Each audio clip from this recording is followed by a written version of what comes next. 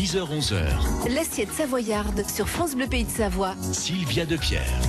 Bienvenue dans le rendez-vous de l'assiette savoyarde. Notre invité aujourd'hui est Pierre Giraud. Il est technicien œnologue, créateur de Nature de Vin. Il organise des ateliers dégustation de vins biologiques, biodynamiques ou nature. Pierre Giraud a été caviste, maître de chai, conseiller œnologique pour des vignerons en Savoie et Côte-du-Rhône. Il vient nous parler de sa passion, bien sûr avec modération. Pierre Giraud, bonjour. Oui, bonjour. Merci d'être avec nous. C'est avec plaisir. Ravi de vous accueillir. Je disais tout à l'heure, je dressais rapidement votre portrait, mais c'est vrai que vous, j'allais dire, c'était un peu comme une évidence que vous soyez dans le monde du vin, non ? Oui. J'avais mon grand-père qui avait fondé l'office vinicole, qui était le premier magasin de pressoirs, de conseils finalement un peu pour les vignerons de Savoie. Donc j'ai toujours baigné dans cet environnement, dans cet univers. Et du coup, vous avez eu envie assez rapidement de continuer dans cette voie-là ? Ah bah oui, c'est vrai que c'est un monde de passion et le vin c'est une fête. Je pense qu'on peut le vivre que au travers d'une passion. Sinon, je crois que faut changer de changer de métier. Changer de métier. Alors vous avez créé Nature de Vin et vous organisez des ateliers dégustation de vins biologiques, biodynamiques ou nature. On va voir aussi que vous proposez des circuits d'œnotourisme. On peut également passer par vous pour découvrir des vins et acheter du vin. On en parlera avec vous, Pierre. Pourquoi c'est intéressant ? Parce qu'on voit bien, vous proposez vin biologique, biodynamique ou alors nature. Pourquoi c'est vraiment intéressant en termes de santé ? Là, avant qu'on parle vraiment de goût et de vin, pourquoi c'est vraiment intéressant d'aller vers du bio pour boire du vin ? Oui, tout à fait. En fait, on s'aperçoit, je crois que ce que tout le monde observe à la télévision, à la radio, pas mal d'émissions sur les pesticides, sur les ravages que ça peut faire sur le corps et sur la santé.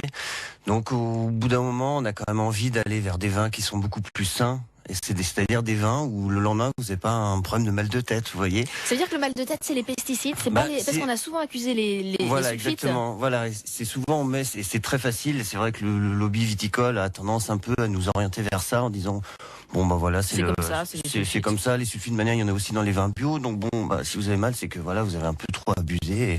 Et non, moi là dernièrement, j'ai une personne qui me disait ça fait 10 ans que je bois pas de vin blanc parce que voilà. J'ai mal à la tête à chaque fois. Ça va pas. C'est un classique le vin blanc, effectivement. Ah oui, en fait, sur la dernière étude que choisir, on observe vraiment qu'il y a plus de pesticides sur les blancs.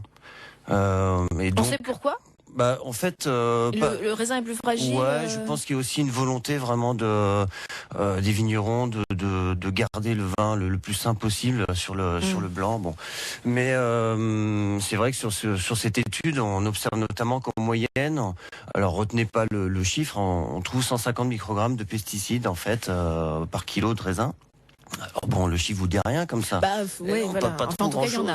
Mais en fait, c'est 300 fois la dose maximale autorisée dans l'eau. Et là, ça devient beaucoup plus rigolo, si j'ose dire. Ouais. C'est-à-dire que dans l'eau, on tolérerait absolument pas ça. C'est pas possible. Et dans le vin, oui. Donc, voilà, je pense qu'il y a tout un ensemble, que ce soit pour l'environnement, que ce soit pour notre santé et vraiment pour le goût aussi. En plus, ça quand on a une vigne qui se porte bien, qui est dans un sol vivant, la vigne c'est comme un enfant, hein. C'est la mer, c'est le sol.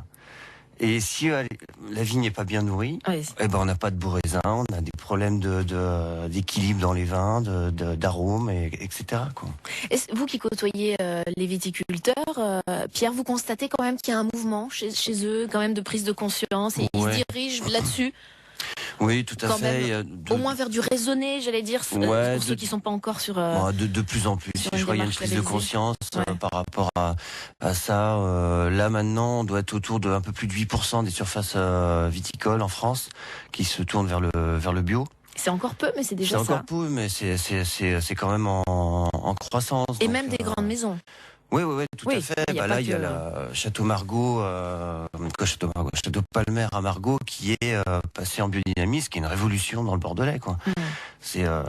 Avant, c'était vraiment considéré comme une agriculture un peu sectaire ou alternative, un peu, qui n'était pas sérieuse. D'ailleurs, vous m'aviez expliqué, Pierre, qu'il y en avait même certains qui passaient en bio, mais qui ne le disaient pas. Oui. Comme si c'était un peu tabou dans le milieu. C'est pas toujours vendeur. Le bio, encore pour pas mal de gens, l'image d'un vin qui va être pas forcément réussi ou fragile.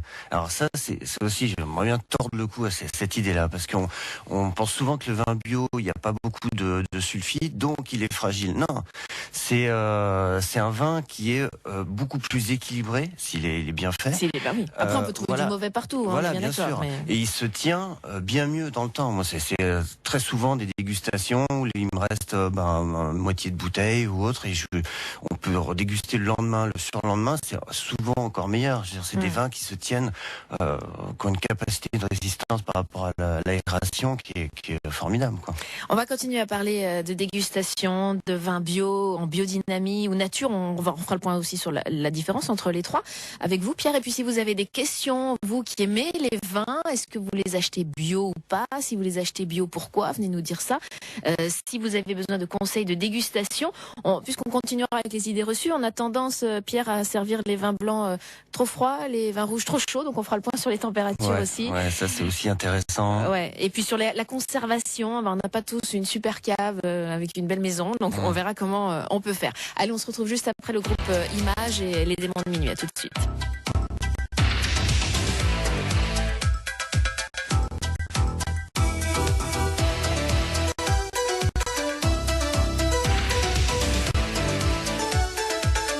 France Bleu Pays de Savoie, 0820 20 1992.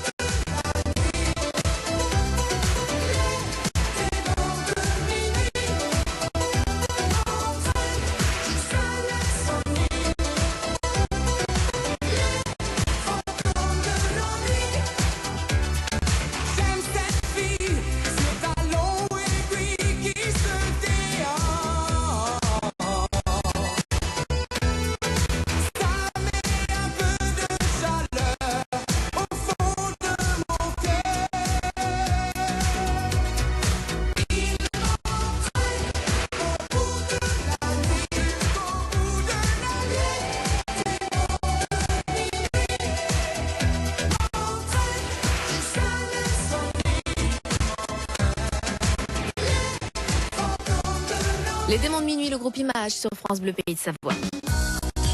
France Bleu Pays de Savoie. L'assiette savoyarde.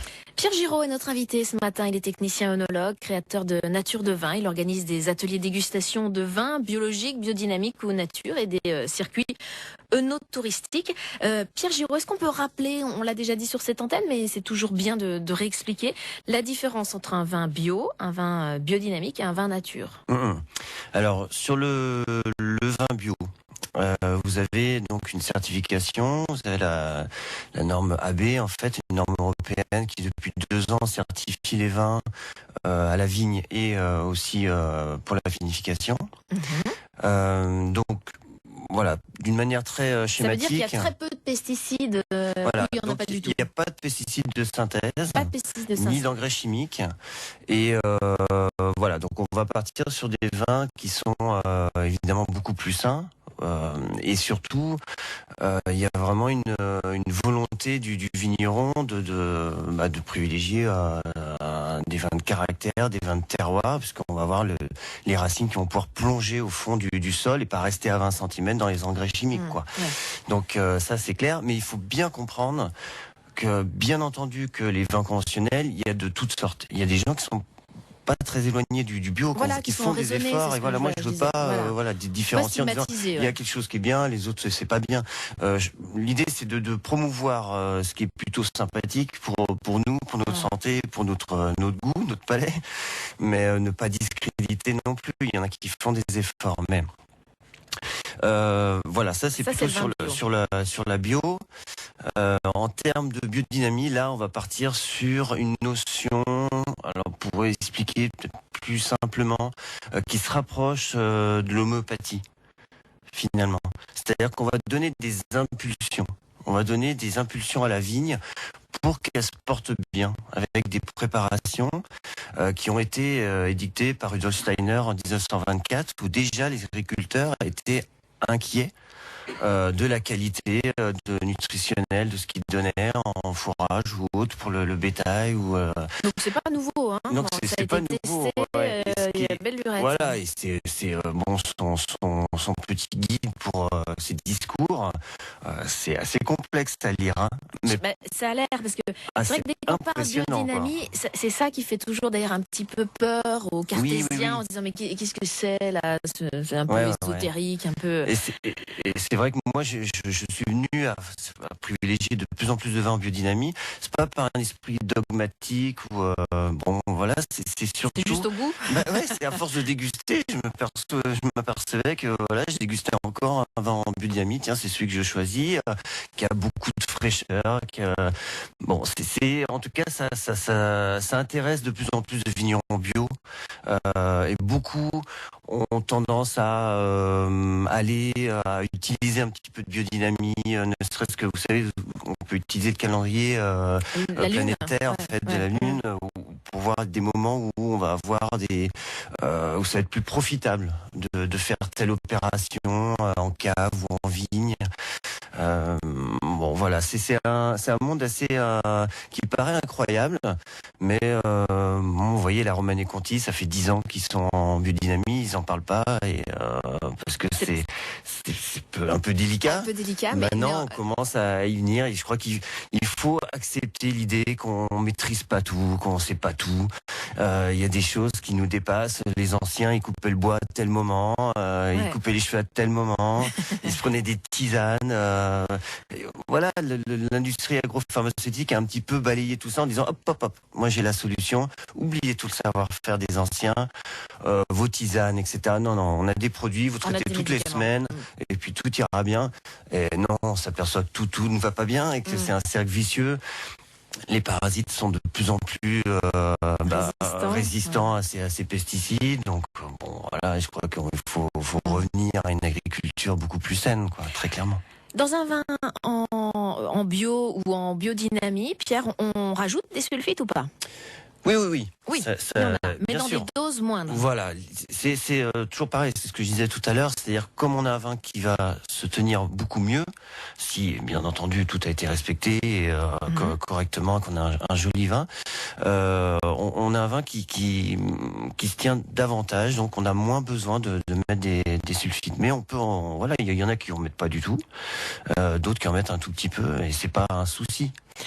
Quand on parle de vin nature, là, est-ce que ça veut dire qu'on a éliminé véritablement les sulfites ? Ouais, alors vin nature, en principe, c'est un peu une appellation. Voilà, bon, c'est pas vraiment une certification. Moi, je me méfie un peu de ça. Je préfère utiliser le terme de vin naturel. En tout cas, ce qui me concerne, c'est-à-dire, c'est des vins qui vont mettre, autoriser le minimum d'intrants dans ces vins. Voilà, le vin nature, il y a un peu de tout. Oui, c'est ça, faut se méfier comme toujours. C'est un peu compliqué, quoi. Et comme il n'y a pas de certification, bon, voilà. En tout cas, c'est une action qui est tout à fait louable, quoi. Bien entendu, de mettre le minimum d'intrants dans un vin, voilà. Mais bon, faire attention quand même, quoi. Alors du coup, on revient sur les sulfites. Alors les sulfites, si on n'en met pas, est-ce que du coup on va avoir là un vin moins stable ou pas? Alors c'est ce que vous disiez tout à l'heure, pas forcément. Pas forcément. Si souvent dans cette agriculture-là, on va avoir des petits rendements. On va avoir des gens qui veulent vraiment exprimer le terroir. C'est comme quelqu'un qui fait du sport tous les jours, qui se couche tôt, qui mange bien. Il va prendre souvent. Il va pas être trop malade, quoi. Vous voyez, il prend soin de sa santé. Voilà, donc alors quelqu'un qui fait tout l'inverse et qui va plutôt manger des nuggets dans une célèbre firme, bien entendu, il a besoin de béquilles. Donc c'est là la différence. Et on va pouvoir le conserver aussi longtemps. Complètement. C'est ça. Voilà, c'est un peu l'idée. Si à la base on est sur un joli vin qui est équilibré, oui. Oui. Bon voilà, comme ça on y voit plus clair. Allez, quelques conseils maintenant de dégustation pour déguster correctement un vin. Pierre, il y a quelques critères quand même. Ouais, alors le critère de base. Je pense que tout le monde maintenant est au courant de ce problème-là. C'est déjà le choix des verres. Donc de partir sur des verres, on va éviter les verres à moutarde, on est bien d'accord. Verre à pied. Ouais, pourquoi verre c'est important un verre à pied? Verre à pied, c'est important parce que déjà on éloigne la main. Vous pouvez très bien avoir fait la cuisine avant ou du parfum, etc. Donc on éloigne au maximum la main du nez et aussi on va éviter de réchauffer le vin. Donc même si on a un verre à pied, on prend pas le ballon dans la main. Voilà, oui, ça va être plutôt par le pied, quoi, par la cime. Ça c'est première chose. Donc sur ces verres, on va avoir des verres dits tulipes, vous savez, comme les verres de dégustation, on voit dans les concours. Un peu refermés. Voilà, qui sont refermés, qui permettent de concentrer les arômes. Donc c'est intéressant. Et maintenant, il y a quand même des jolis verres qui sortent, un peu plus grands, avec des très gros aussi. J'ai vu, des très gros qui cassent un petit peu le vin ou à la base. Et après qui sont et ça c'est intéressant, ça permet encore de mieux c'est impressionnant les différences que vous pouvez avoir en dégustation. Entre le verre à moutarde et le verre à pied, je vais pas avoir la même mais même plusieurs verres à pied, vous allez avoir des sensations différentes, quoi. Non, c'est vraiment étonnant. Alors après, la température, je disais tout à l'heure, nos vins blancs, généralement, on les sert trop froids parce qu'ils sortent du frigo, donc ils sont à 5-6 degrés, et nos vins chauds, ils sont dans la cuisine, donc ils sont à 20 degrés. En ce moment, à 23 degrés. Alors déjà, ça, sur les vins rouges, ça, c'est déjà le truc qui est extraordinaire. À chaque fois, quand je sers les vins au cours des ateliers, on me dit, mais ils sont trop froids, non? Les gens sont tellement habitués à mettre le vin ou enlever le bouchon et le mettre à côté du bœuf bourguignon qui est en train de mijoter. Et non. Alors ça se sert à combien, un vin rouge? Ça. C'est-à-dire que si vous avez... alors, une première indication, c'est que le vin va se réchauffer très rapidement. Par exemple, dans cette période estivale, vous servez le vin, rapidement, il peut gagner 2 degrés. Donc déjà, de bien gérer sa température en amont. Sur un vin de Loire, mettons un vin qui va être plutôt sur le côté ou gamay, des choses fraîches, acidulées, il faut plutôt partir sur une température autour de 16 par là. Voilà, pour que le vin arrive à 16, 17 en dégustation. S'il fait vraiment chaud, même plutôt le servir à 15 degrés. Ça veut dire qu'il peut faire si on n'a pas de cave, il peut faire un tour au frigo alors avant? Oui, tout à fait. Au pire. Oui. Parce que ça peut choquer certains. Ouais, on peut le mettre dans un pot, trempé dans de l'eau fraîche, par exemple. Ce qu'on fait avec le blanc, mais pas avec le rouge. Ouais, alors sur le rouge, il faut se méfier de l'eau très très fraîche, quoi. Moi, j'ai déjà eu l'expérience sur un vin où on m'avait servi au restaurant à 23 degrés. Bon, j'ai fait non, c'est juste pas possible. Donc j'ai demandé des glaçons parce que l'eau était pas très... Et quand ça prend vraiment un gros coup de froid, les rouges, c'est quand même pas génial. Ouais. Le frigo, encore, ça peut gérer, quoi. Donc sur ces vins-là, voilà, et après, plutôt autour de 17 degrés, sur des vins qui sont un peu plus puissants. Ça va changer aussi le goût, l'odeur, la température. La perception, je pense le plus symptomatique de ça, c'est par exemple sur un Châteauneuf du Pape. vous avez un Château du Pape à 15 degrés d'alcool, vous le mettez, vous le dégustez à 22 degrés, c'est complètement déséquilibré. Vous avez le côté alcooleux, l'alcool, côté capiteux qui ressort énormément. Si vous le laissez à 17 degrés, pour peu qu'il soit bien fait, là, les choses sont en place et on peut le déguster correctement. Ouais, faites vraiment attention aux températures en rouge, parce que c'est, C'est presque dommage d'acheter une super bouteille et vous puis goûtez de pas la le vin, gâcher. voilà. Et puis même un vin qui peut être à 8-10 euros, qui est frais, qui est gourmand comme tout, acidulé, vous goûtez à 20 degrés, c'est pas génial, quoi. Ouais, d'accord. C'est pas génial. Et le blanc? Le blanc, là, le problème est un peu moins grave, je dirais, puisque souvent c'est qu'il est trop froid, il sort du frigo. Il sort du frigo, ouais. Bon, et le temps de discuter, l'apéritif. Bon, il réchauffe un peu. Voilà, il réchauffe. Sur des vins blancs secs, plutôt frais, on peut les déguster à 8, 9, 10 degrés, c'est pas, voilà, pas de souci. Par contre, sur des vins un peu plus complexes, comme des belles roussettes chez nous, des bergerons, faut plutôt être à 10, 12 en température. Donc on le sort un petit peu avant. Voilà, faut le sortir un peu avant. Ouais. Et pourquoi pas aussi carafer ces vins.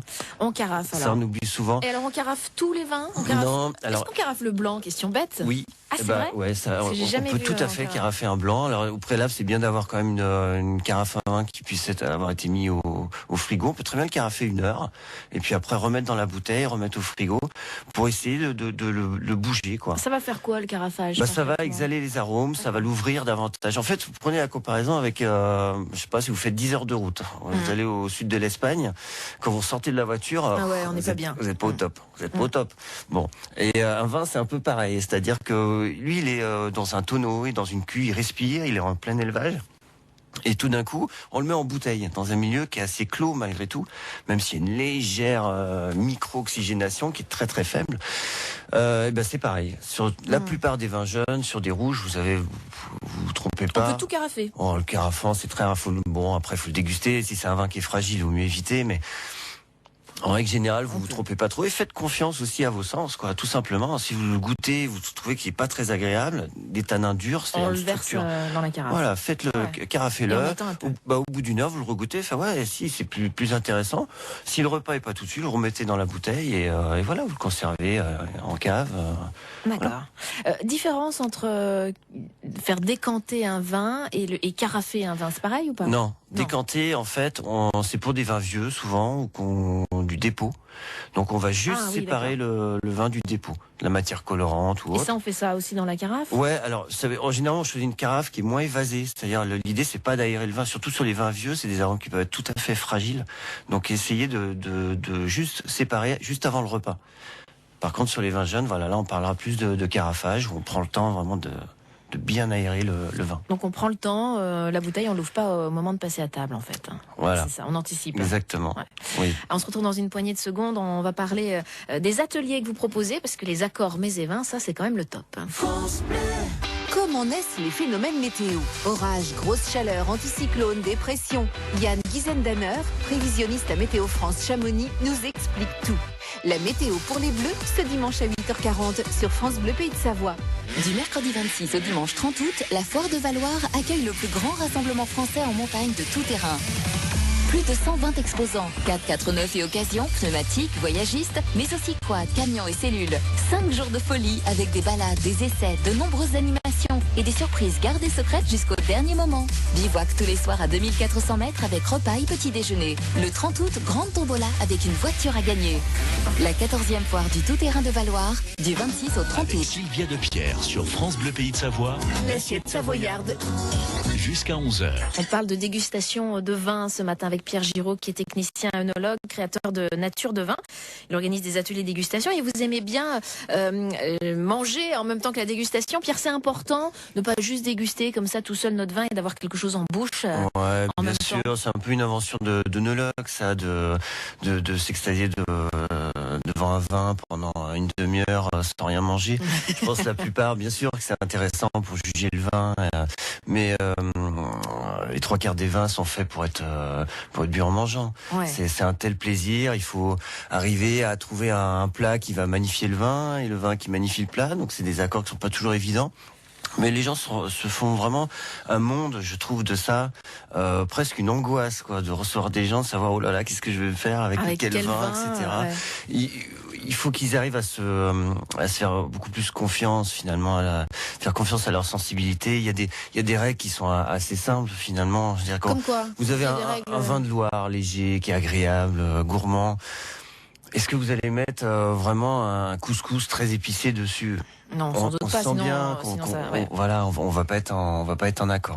En tout cas, voilà, l'idée sur ces ateliers, là, ces créations d'ateliers qui vont arriver, ça a été de pouvoir combiner les deux, c'est-à-dire qu'on va préparer les plats Ouais. qui vont ensuite déguster Avec une petite sélection. en accord, voilà, avec une sélection évidemment.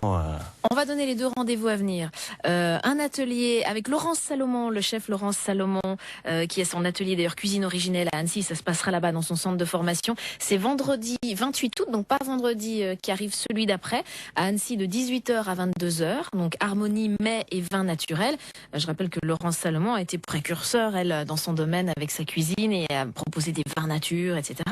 Et puis, autre style, tout aussi intéressant, différent, cuisine aux plantes sauvages avec des vins biodynamiques et naturels. Ça, c'est pour le 19 septembre et ça se passe à Faverges avec Sabrina Millot. Vous nous dites quelques mots sur Sabrina Millot? Oui, en fait, elle a été formée par l'école lyonnaise de plantes médicinales. Donc, elle a 25 ans de pratique. Elle a créé la valse des arômes. Vous pouvez le retrouver sur Internet.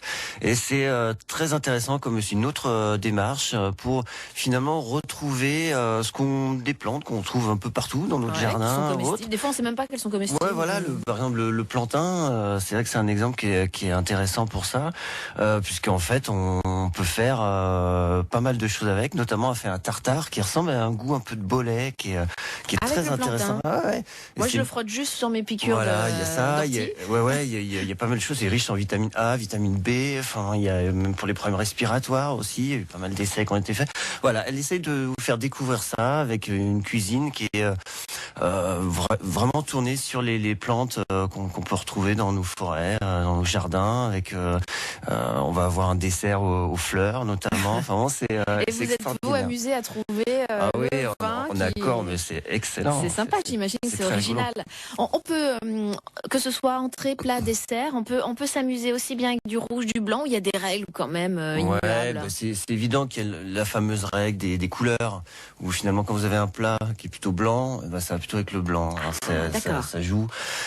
Mais faut pas s'arrêter à ça. On peut vraiment perturber, choquer tout ça pour aller dans des accords qui perturbent, qui peuvent être passionnants. Et avec les desserts, avec le sucré aussi, on peut s'amuser autant qu'avec le salé. Ouais, c'est plus délicat. Il va falloir forcément aller sur un vin quand même qui a une base de sucre. Ouais, d'accord. Ça, c'est aussi une erreur classique. Pour au dessert, le champagne brut. Ouais, c'est pas une bonne idée. Non, parce que ça va pas du tout. D'accord. Ça, pas du tout. Mais c'est le champagne à l'apéro. Ouais, prenez un demi-sec, quoi. Un champagne bien, mais voilà, qui a un peu de sucre dedans, bien sûr. Voilà, mais c'est des petites erreurs qu'on fait comme ça. Oui. Du coup. Bon. Puis des idées reçues, il y en a qui restent très encore avec le vin rouge, avec le fromage, qu'on pas forcément franchi le pas du vin blanc. Alors voilà, c'est vraiment intéressant. Tout ce qui est chèvre, bleu, c'est bleu, c'est plutôt du blanc, quoi, bien entendu.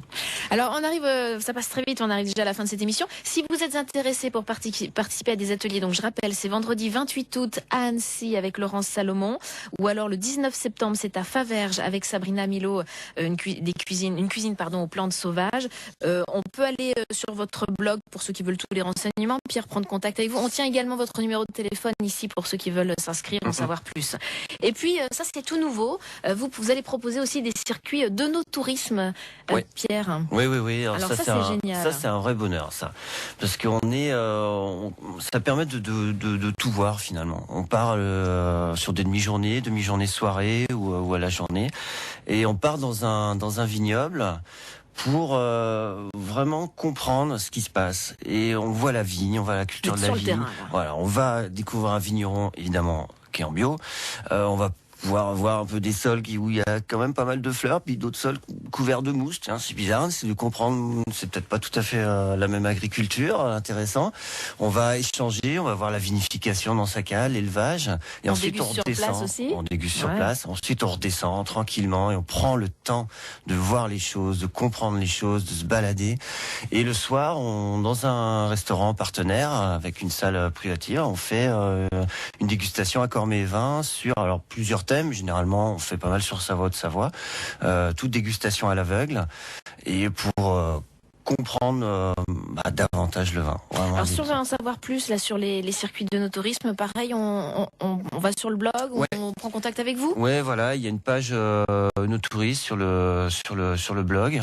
Alors pour trouver le blog, vous tapez Nature de vin Overblog, mais même Nature de vin blog, vous allez voir, ça marche aussi, parce que moi j'ai fait le test. Oui, sur Facebook aussi, vous pouvez Sur montrer sur Facebook, Facebook, Nature sur de vin, Twitter. ouais, voilà. Et puis peut-être 2-3 choses qui vont arriver là au mois de septembre. Donc on va faire des dégustations, des petites sessions d'1 heure pour mettre le pied à l'étrier, on va dire, sur le vin. À Happy Factory, qui est un nouveau restaurant sur Technolac. Ouais, au Bourget du Lac. Voilà, et puis au Grand Hôtel du Parc avec les Bains aussi, on va lancer Donc ça, c'est à quelques venir, dégustations. en septembre. À Voilà, suivre, alors. les dates sont sur Facebook ou Voilà, pour ceux sur qui veulent sur le essayer. blog. Et même si vous n'êtes pas des fins connaisseurs, parce que moi j'ai testé, j'y connaissais pas grand chose, on se régale et pas besoin d'être très connaisseur en vin pour se lancer dans les Non, que ça dégustations. soit simple, que ça soit Ouais. juste une fête. Le vin, Juste voilà. du plaisir. Ouais. Et puis un dernier petit mot quand même, parce qu'on profite de votre présence, Pierre. Allez, quelques vins coup de cœur de la région, en bio évidemment, puisque c'est votre créneau, on l'aura compris. Ouais, alors, Petit coup de cœur, allez, on fait Allez, un clin d'œil à quelques bon. viticulteurs. Bien entendu, il y a tous les domaines que je suis habituellement, la Gerbelle, les Grisards, les Berlioz, Giacchino, Château de Luce,